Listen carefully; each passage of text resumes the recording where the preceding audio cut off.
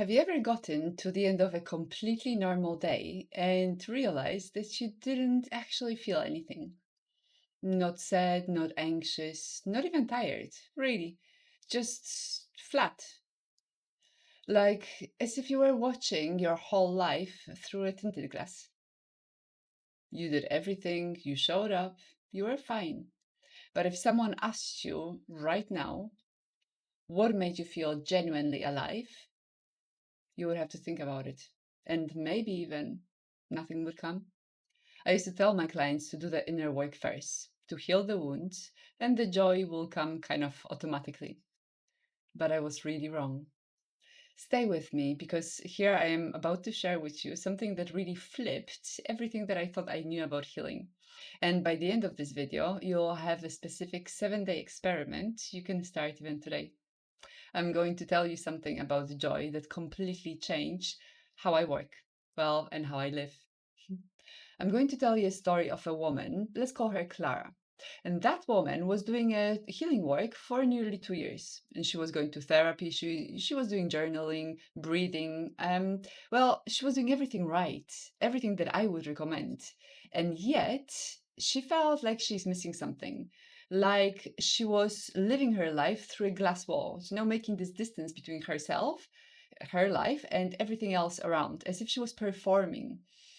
And she felt that something was missing. She told me once that she feels like she doesn't remember what it feels like to feel joy.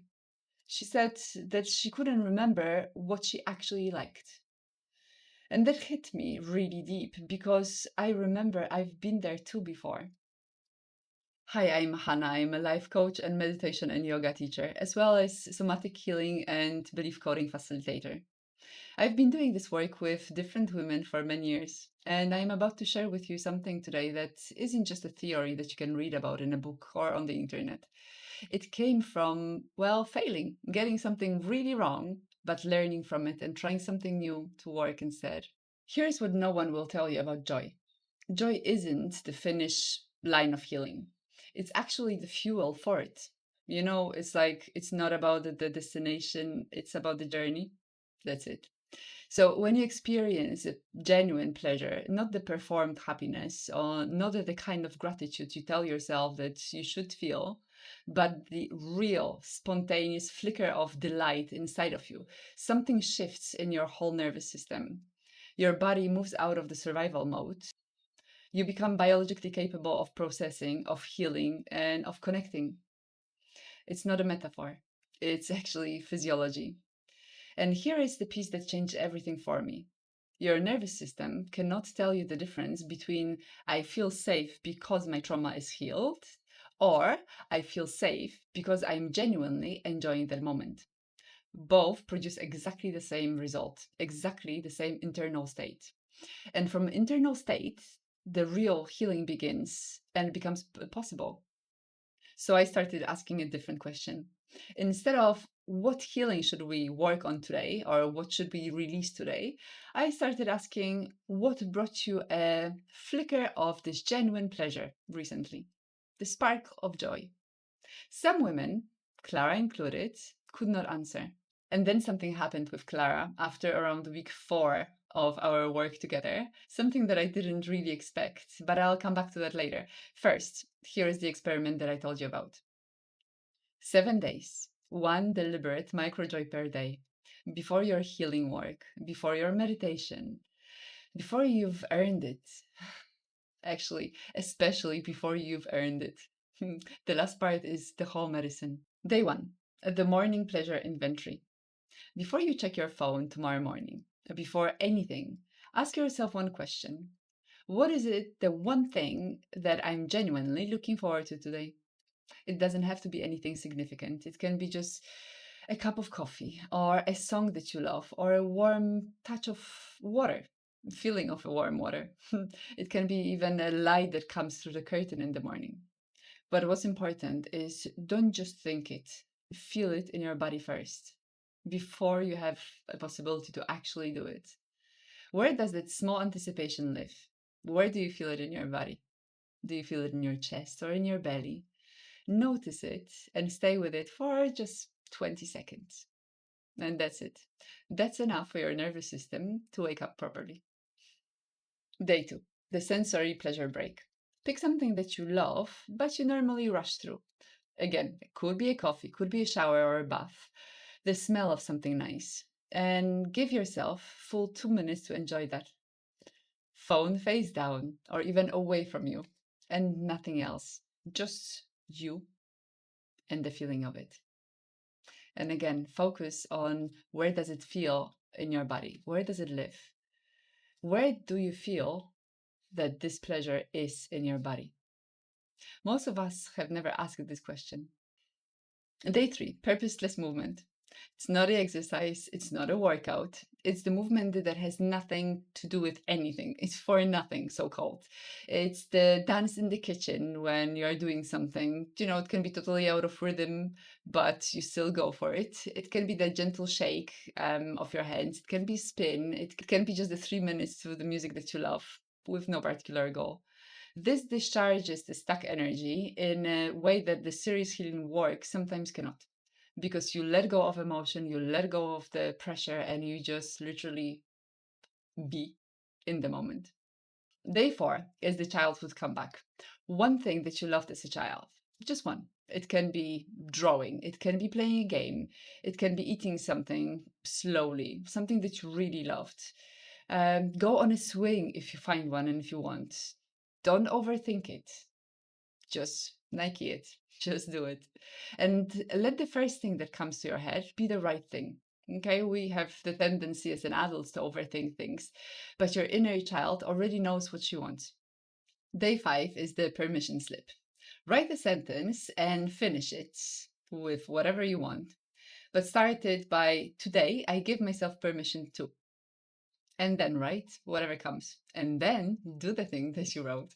Even if it's 5 minutes, even if part of you is saying that it's indulgent or a waste of time, especially actually if the part of you think that.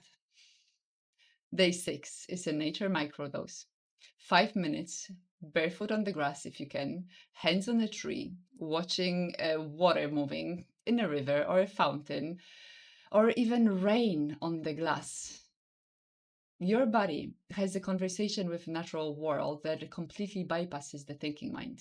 We are nature and we are losing contact with it. You do not have to do anything in particular. Just let you enjoy it and let it happen. Be in it. Day three, the mirror movement. Look at yourself. Not trying to look at things that you want to change, not trying to fix anything, not really checking for anything. Just one thing about yourself that you genuinely appreciate and love, not as a concept, something specific. It can be your eyes or the way your eyes look or shine, the way you laugh, or your hands. It can be the way you look when you're thinking. And stay with it for 60 seconds. Let it actually land. And do not focus on the things that you want to change. If you do, go back straight away to the thing that you are appreciating. This is the experiment. 7 days and one small, deliberate joy a day before you've earned it. And now let's go back to Clara. So, around week four, I've given her something very similar. Just 3 small pleasure practices a day. Not a big sessions that would last a week, not a deep diving, just choosing something that, well, that felt really good every single day. So when she was doing that, she called me crying, and not from a grief, from overwhelmed of how good she felt. And she hasn't felt that in a very long time. She said that she's been waiting to feel joy until she was healed. But the joy that she was actually starting to heal started to heal her. And that is the whole paradox of it. And then she said something that I want you to hear. She said, I realize I've been punishing myself with healing. Like I had to suffer through the process to deserve the results. Does it land with you? I think that many of us tend to do this. We approach our own healing the same way we approach everything else, through effort, through discipline, through pushing and proving that we are serious enough, that we are worthy enough. And we forget that the whole nervous system doesn't respond to pushing or the effort, but it responds to safety. It responds to natural flow. And pleasure is one of the fastest paths to the safety that there is. So I challenge you to take this experiment for 7 days. And here is what it will actually do if you, well, do it and if you let it work. By day 3, you'll start noticing something changing inside of you. Small things will start catching your attention differently than before. Like you may notice different colors or different even hues of the same colors. You will approach the sounds differently. You will feel sun on your skin. And those little signals are the signals that your nervous system is beginning to scan for pleasure instead of scanning for threat. And that is what you want.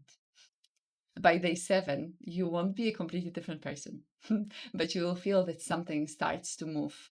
And it may seem that the glass wall that was there before is getting much thinner, like you are beginning to exist inside your own life instead of just narrating it from the safe distance. And this is what I wanted to tell you at the very beginning of this video. You don't heal into joy, you joy into healing. Joy is not the destination. Joy is not the reward for finishing the work. Joy is the path back to yourself. How would it feel if you knew that you are not broken, that you are just very, very good at surviving, and that you've forgotten that you are allowed to do more than just survive? You're allowed to feel really good before everything is fixed, before everyone is okay, before you understand everything. You're allowed to choose pleasure right now, not because you've earned it, but because you're alive. You are earning and worthy, deserving just by being alive, by being you. And that's what you always need to remember. You've always been enough. I've put together a free companion guide for this experiment. It's called the 7-Day Joy Experiment, and it's in the description right below this video. It has all 7 practices written out, plus reflection questions and a bit more to, well, help you focus on the joy a little bit more and give you the science of why joy works exactly this way. If you know a woman who needs to hear this, share it with her. Spread the joy. If you want to go with this stuff a little bit deeper or join a community of women who, well, try to get it just as much as you do, then follow the school link and join our community. That's the place. The link is also in the description. Tell me in the comments below, what is the one small joy that you could choose today? It doesn't matter how small. I read every single comment and I will reply to any of your questions. Now, if this kind of content feels like you like it and like it was made for you, subscribe. I make videos like that twice a week and I'm not going anywhere. I'll see you in the next one. See you.